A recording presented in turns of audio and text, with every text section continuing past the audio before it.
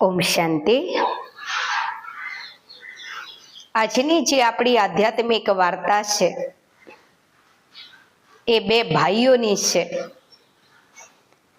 કે જ્યારે સમૂહની અંદર પરિવારમાં રહેવાનું હોય તો કેવી ભાવના રાખીએ તો સુખેથી રહી શકીએ બધા।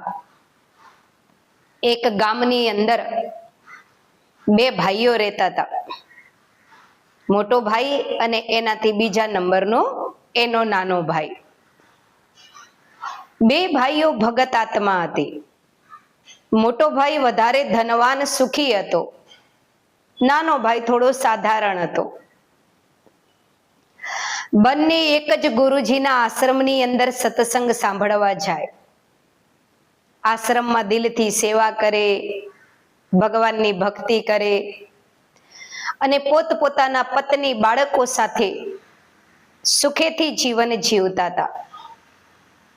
થોડો સમય થયો, મોટા ભાઈના ઘરે પ્રસંગ આવ્યો એટલે મોટા ભાઈના પત્ની કહે છે કે આપણા ત્યાં પ્રસંગ છે તો તમારા નાના ભાઈને તો બોલાવવા પડશે, ન બોલાવીએ તો સારું ન લાગે, પણ તમે એમને કહી દેજો કે આપણા ઘરે આવે પ્રસંગમાં તો થોડા સારા વ્યવસ્થિત વસ્ત્રો પહેરીને આવે, જેથી આપણા જે સગા સંબંધીઓ છે એને લાગવું ન જોઈએ કે આપણો ભાઈ ગરીબ છે। એવું સારી રીતે તૈયાર થઈને આવે એવું કહી દેજો, આપણી ઇજ્જત ઓછી ન કરે કે છે।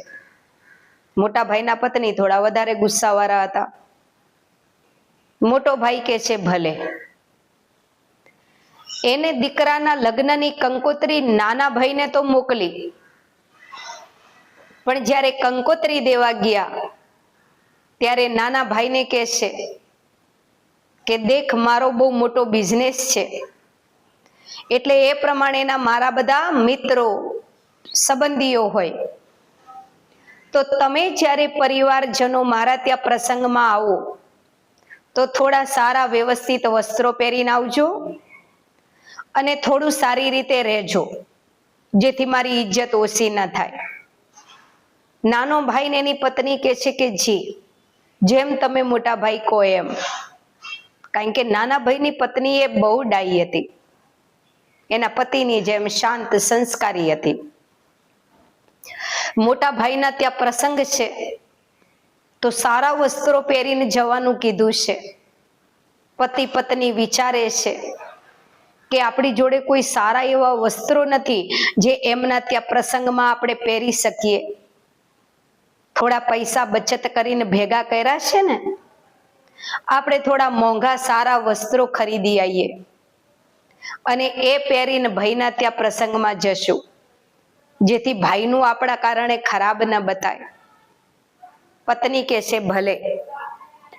જે થોડી મૂડી ભેગી કરેલી હતી બચાઈને, એમાં પોતાના માટે, પત્ની માટે, બાળકો માટે થોડા સારા કિંમતી વસ્ત્રો લાયા, એ પ્રમાણેનો થોડા આભૂષણો એ પ્રમાણે લાયા અને મોટા ભાઈના ત્યાં પ્રસંગમાં દિલથી ગયા। પોતાનું ઘર સમજીને બધું કામ કરે પતિ પત્ની। મોટો ભાઈએ એને હરખી રીતે ના બોલાવે, મોટા ભાભીએ ના બોલાવે, બે પતિ પત્નીને, પણ તોય ખોટું નતા લગાડતા, સત્સંગી હતા ને, સંસ્કારો સારા હતા। આપણો ભાઈ છે, આપણું પરિવાર છે, આપણું ઘર છે કરીને દિલથી બધું કાર્ય કર્યું। પ્રસંગમાં શાંતિથી પ્રસંગ પૂરો થઈ ગયો ઓર 2-3 વર્ષ થયા। હવે મોટો ભાઈ ક્યારેય નાના ભાઈના ત્યાં ના આવે, સામે મળે તો એને કોઈ દી બોલાવે નહીં, સારી રીતે એની પાસે એની સાથે વાત ન કરે। ધનવાન હતો ને, સુખી, એને નતું ગમતું નાના ભાઈ ગરીબ હતો એની સાથે વાત કરવી। બન્યું એવું કે 2-4 વર્ષ પછી નાના ભાઈના ત્યાં લગ્ન આયા સંતાનના। જેવો નાના ભાઈના ત્યાં અવસર આવ્યો એટલે નાના ભાઈ એની પત્નીને કહે છે કે આપણે માતા પિતા નથી, એટલે મોટો ભાઈ ને ભાભી જ આપણા માતા પિતા. એટલે આપણે પહેલી કંકોત્રી મોટા ભાઈના ત્યાં દેવા જશું, પહેલું આમંત્રણ. તો લગ્નનું પહેલું આમંત્રણ પતિ પત્ની લાઈ અને મોટા ભાઈના ત્યાં આયા લઈને. મોટા ભાઈને ભાભીને કહે છે, મારી સંતાનના લગ્ન લીધા છે, તો ભાઈ તમે અને ભાભી પ્રસંગમાં પધારજો. એનો મોટો ભાઈ કહે છે કે તારા ભાભીને આવવું હોય તો આવશે, હું નથી આવવાનો પ્રસંગમાં. નાનો ભાઈ કહે છે કેમ? તો કહે છે બસ મને તું એટલો પસંદ નથી અને મને કોઈ ઇન્ટરેસ્ટ નહીં તારા ત્યાં લગ્નમાં આવવાનું, હું નહીં આવું તારા ત્યાં પ્રસંગમાં. મોટા ભાઈના પત્ની કહે છે હું નહીં આવું, મારી એ તબિયત નહીં સારી રહેતી, હું પ્રસંગમાં નહીં આવું. બે પતિ પત્ની ઉદાસ થઈ ગયા બિચારા. નાનો ભાઈ ને એના પત્ની ઘરે આયા. ઘરે આવીને બેઠા બેઠા વિચારે છે કે જ્યારે આપણા સગા સંબંધીઓ બધા પ્રસંગમાં આવશે, વેવઈ વરોટ, અને મોટા ભાઈ ને ભાભી જ જ્યારે પ્રસંગમાં નહીં આવે તો આપણું તો કેટલું ખરાબ બતાશે. લોકોને એવું થશે કે કેમ એના મોટા ભાઈ ને ભાભી પ્રસંગમાં નહીં આવ્યા હોય. એની પત્ની કહે છે તમારી વાત સાચી છે, આપણે કેટલું મનાવવાનો પ્રયત્ન કર્યો પણ એ માનતા જ નહીં, તો શું કરીશું? એ માનતા જ નથી, પ્રસંગમાં આવવા તૈયાર જ નથી. તો નાનો ભાઈ કહે છે કે હજુ તો પ્રસંગની વાર છે ને, ત્યાં સુધીમાં આપણે કઈક મહેનત કરીએ, મોટા ભાઈને મનાવવાની, સમજાવવાની કોઈના કોઈ દ્વારા. આપણા કોઈ એવા સગા સંબંધીઓ યાદ કર કે જેને આપણે આપણી તકલીફ બતાવીએ તો એ મોટા ભાઈને ને ભાભીને સમજાવે કે થોડી વાર માટે પણ પ્રસંગમાં આવે તો આપણા મહેમાનો સામે ખરાબ ન બતાય. બધા સંબંધીઓને યાદ કરતા હતા, આને કહીએ તો આનું મોટા ભાઈ માનશે, આના દ્વારા મોટા ભાઈને સમજાઈએ. એટલી વારમાં નાના ભાઈના પત્ની કહે છે કે કોઈ સંબંધીઓને કીધા કરતા, કોઈ બી સંબંધી જોડે જ્યારે આપણે આ વાત રજૂ કરીશું ને તો વાયા વાયા કેટલાય જોડે આ વાત પહોંચશે. એના કરતા એક કામ કરો ને, તમે જે આશ્રમમાં ગુરુજીનો સત્સંગ સાંભળવા જાઓ છો એ જ આશ્રમમાં મોટા ભાઈએ સાંભળવા જાય છે, તો ગુરુજીને જઈને કહો, કોઈ મદદ કરે. તમે તો આશ્રમની કેટલી બધી સેવા કરો છો, ગુરુજી તો તમને કેટલો બધો પ્યાર કરે છે, એ અવશ્ય તમને તકલીફમાં મદદ કરશે. નાનો ભાઈ કે છે એની પત્નીને ભલે હું આજે જ જઉં ગુરુજી જોડે, જઈને ગુરુજી જોડે વાત કરું. એ ગુરુજી જોડે ગયો, ગુરુજીને પ્રણામ કરીને બેઠો.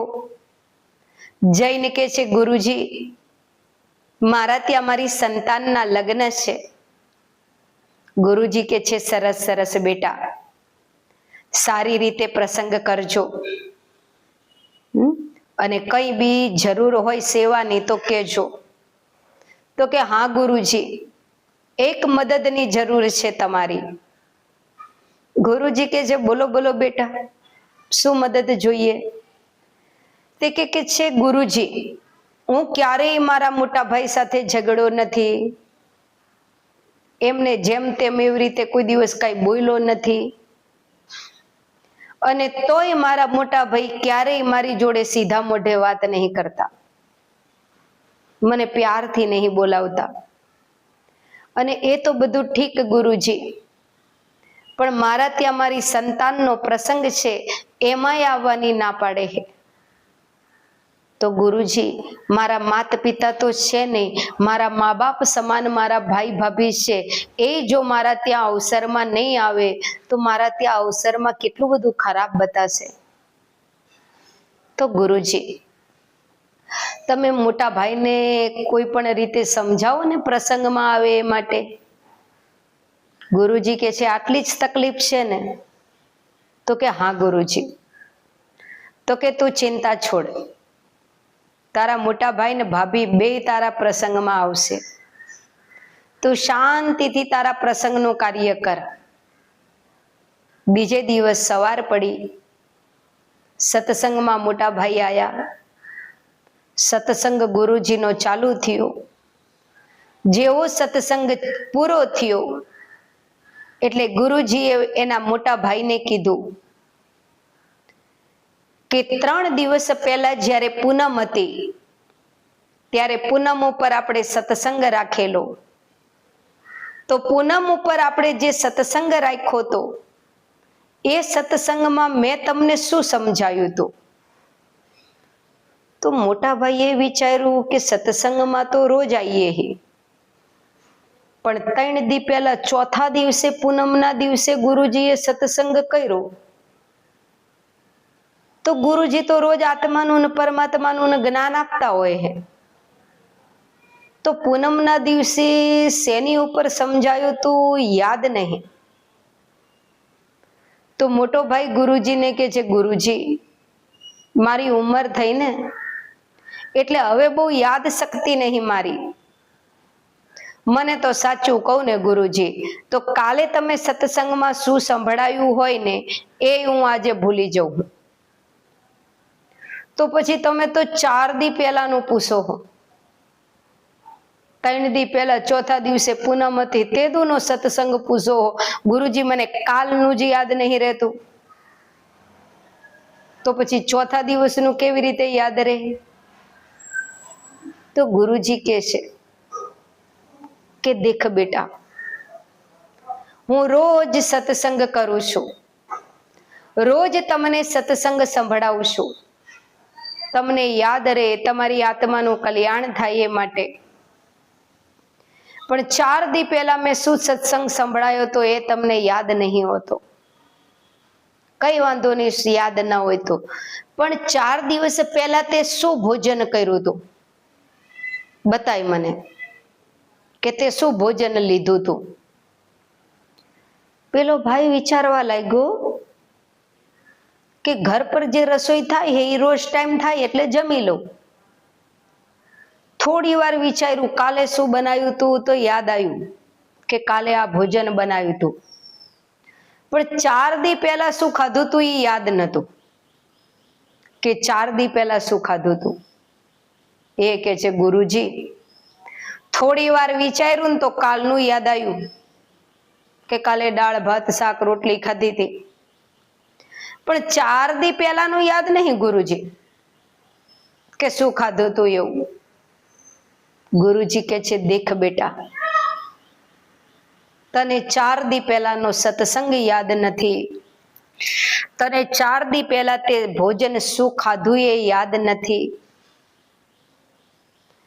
અને તને તારા ભાઈએ વર્ષો પહેલા તારી જોડે ન સારો વ્યવહાર કર્યો હોય એ તને યાદ છે. એના કારણે તું દિલથી એની જોડે વ્યવહાર નહીં કરતો, વાત નહીં કરતો, એના પ્રસંગમાં જવા તૈયાર નહીં. તો 4 દી પહેલાનું તને યાદ નહીં, શું સત્સંગમાં આવ્યું તું ને શું ભોજન હતું એ. પણ 8 વર્ષ 10 વર્ષ પહેલા તમારે જે 2 ભાઈઓને માથાકૂટ થઈ નોખા થયા, એ સમયે કદાચ ગુસ્સામાં તે એની જોડે જે વ્યવહાર કર્યો હોય, એને તારી જોડે જે વ્યવહાર કર્યો હોય એ તને 10 વર્ષે યાદ હે? 10 વર્ષે તું તારા ભાઈથી નારાજ છે, જે એના પ્રસંગમાં જવા તું તૈયાર નહીં. મોટા ભાઈએ કીધું ગુરુજી તમને મારા નાના ભાઈએ આઈને ચાવી ભરી હે ને, એને જ કીધું હે ને તમને કે હું પ્રસંગમાં નહીં જવાનો એવું. ગુરુજી કે છે નહીં બેટા, તારો નાનો ભાઈ તો આઈને એવું કહેતો હતો કે મારા ત્યાં પહેલો અવસર છે, મારા પહેલા અવસરની અંદર મારા માતા પિતા તો હાજર નથી, પણ મારા માતા પિતા સમાન મારા ભાઈ ભાભીએ પ્રસંગમાં આવવાની ના પાડે છે. તો ગુરુજી તમે મદદ કરો ને, ભાઈ ભાભીને સમજાવો ને, મારા પ્રસંગમાં આવે. એમના વગર મને પ્રસંગમાં નહીં ગમે. એમના સિવાય મારું પરિવારમાં ગુરુજી હે કોણ? તો તારો ભાઈ બે હાથ જોડીને મારી સામે વિનંતી કરતો હતો, તું પ્રસંગમાં જાય એ માટે તને સમજાવા. દેખ બેટા, એ તને કેટલો બધો પ્યાર કરે છે, તને કેટલું બધું માન આપે છે, કેટલો બધો તારો આદર સત્કાર કરે છે. નાનો છે તો તુંય મોટો છે, તું તારો ધર્મ બજાય. અને તારો ધર્મ છે નાના ભાઈના માતા પિતા બની અને એના પ્રસંગમાં એને સાથ આપવો. 10 વર્ષ પહેલાની વાતોને તું આજે યાદ કરીને દુખી થાય છે અને એના પ્રસંગમાં જવાની ના પાડે છે. તો એ બધી નકામી વાતો તને 10 વર્ષની યાદ છે. અને તારા આત્મકલ્યાણ માટે હું તને જે આ સત્સંગ સંભળાવું હું એ તને 4 દિનો યાદ નહીં. તારા બુદ્ધિ રૂપી પાત્રમાં વર્ષોનું વર્ષો નેગેટિવ તું ભરી રાખે છે. એટલે હું તને રોજ પોઝિટિવ સકારાત્મક વિચારો આપું હું, પણ અંદર જગ્યા નહીં તો જાય ક્યાંથી? આપણે તો સત્સંગી છે. સત્સંગીનો અર્થ થાય બીજાને સુખ આપવા વાળો, ઈશ્વરની યાદમાં રહેવા વાળો તો ખરો, પણ સત્સંગીનો અર્થ થાય બીજાના દુઃખમાં મદદ કરવી અને બીજાને સુખ આપવું. એ સત્સંગનો બીજો અર્થ છે. તો તું તો સત્સંગી છે બેટા, તું તારા ભાઈને સુખમાં સાથ આપ. મોટા ભાઈને એવું થયું કે ગુરુજીની વાત સાચી છે. આટલું સરસ સરસ ગુરુજી જ્ઞાન આપે છે, તોય હું એ યાદ નહીં રાખતો. અને વર્ષો પહેલા જ્યારે નોખા થયા એ વખતે થોડી જે બોલાચાલી થઈ હતી, જે બખારો થયો હતો, એ 10 વર્ષે યાદ રાખીને બેઠો છું. એ મને જેમ તેમ બોલ્યો તો હું એને જેમ તેમ તો બોલ્યો તો ને, તોય મારા ત્યાં પ્રસંગ આવ્યો તો પતિ પત્નીએ ખુશી ખુશી એ પ્રસંગને એન્જોય કર્યો. અને હવે એના ત્યાં પ્રસંગ આવ્યો તો હું ના પાડી રહ્યો છું. ગુરુજીની વાત સાચી છે, વ્યાજબી ના કહેવાય. મોટો ભાઈ ગુરુજીને હાથ જોડીને કહે છે, ગુરુજી મને માફ કરી દો, હું અવશ્ય નાના ભાઈના પ્રસંગમાં જઈશ. કરીને મોટા ભાઈ ઘરે ગયા. સાંજનો સત્સંગનો ટાઈમ થયો. નાના ભાઈ સત્સંગમાં આવ્યા. ગુરુજીએ કીધું, બેટા તારા મોટા ભાઈ સવારના સત્સંગમાં આવ્યા હતા, મેં એમને સમજાયું તારા પ્રસંગમાં આવવા માટે. એને એમના પત્ની ખુશી ખુશી તારા ત્યાં પ્રસંગમાં આવશે. તું શાંતિથી તારા પ્રસંગનું કાર્ય કર. અને નાનો ભાઈ ખુશ થઈ ગયો, ગુરુજીનો ધન્યવાદ માનવા લાગ્યો. આ જે વાર્તા છે એનો સાર શું છે? જરાક બેઠા બેઠા નવરા મને વિચારજો. કોઈ બી કથામાં આપણે સત્સંગ સાંભળીએ છીએ કે ટીવીમાં સત્સંગ સાંભળો કે કોઈ પણ જગ્યાએ જ્યારે સત્સંગ સાંભળીએ તો 2-5 દીમાં આપણે ભૂલી જઈએ કે સત્સંગની અંદર કયા કયા સુવિચારો આપણને ધારણ કરવા આપ્યા હતા. અને કોઈ પણ વ્યક્તિએ ન સારો વ્યવહાર આપણી જોડે કર્યો છે એ આપણને વર્ષોના વર્ષો યાદ છે. કારણ કે નેગેટિવ એટલું બધું વર્ષોના વર્ષો મનમાં ભર કરીએ, એટલે પોઝિટિવ સાંભળ્યા પછી અંદર સ્થાન નહીં, એટલે ભરાતું નહીં. આપણો પરિવાર છે, કદાચ કોઈએ ન લાગે એવું કઈ આપણને કીધું તોય મોટું દિલ રાખીને માફ કરો. એકબીજાને સુખ આપો, એકબીજાના દુઃખમાં મદદરૂપ બનો અને સુખેથી સંસાર જીવો. એ જ આપણો ધર્મ છે. પશુ પક્ષીઓમાં એટલી બુદ્ધિ નહીં જેટલી આપણામાં છે. અને તોય પશુ પક્ષીઓ દેખો ઝાડ ઉપર પોતાના માળામાં આપસમાં કેવો કિલોલ કરે છે, કેવા આનંદથી રહે છે, કેવા પ્યારથી રહે છે. અને આપણે મનુષ્ય એક જ સત નીચે રહેવાનું છે, એક જ લોહીના એક જ પરિવારના છીએ, તોય એકબીજાને તકલીફ દુઃખ દર્દ આપીએ છીએ. જિંદગી બહુ નાની છે, ક્યારે પૂરી થઈ જશે કોઈ નક્કી નહીં. તો વાર્તાના સાર રૂપે બસ આટલું જ ધારણ કરવાનું કે જેટલા પણ મારા સંબંધો છે લોકો સાથે, એ બધા સંબંધીઓ મને સુખ આપે કે ના આપે, મને પ્યાર આપે કે ના આપે, મને ખુશી આપે કે ના આપે, પણ મારે હર સંબંધીઓને પ્યાર, ખુશી, આનંદ આપવો છે. મારા દુઃખમાં એ બધા મદદરૂપ બને કે ન બને, પણ મારે મારા પરિવારના હર સદસ્યના દુઃખમાં મદદરૂપ બનવું છે. અને એવું જીવન જીવવું છે કે કાલે હું મારા પરિવારમાંથી વિદાય લઉં તો મારો પરિવાર મને યાદ કરે, આપણા વગર કંઈક ખાલીપું મહેસૂસ કરે, તો જીવન સાર્થક. આ વાર્તા જો આપને સારી લાગે તો મિત્ર સંબંધીઓને શેર કરશો. અને આટલી જે સરસ વાર્તાઓ સાંભળો છો એ બદલ ધન્યવાદ. ઓમ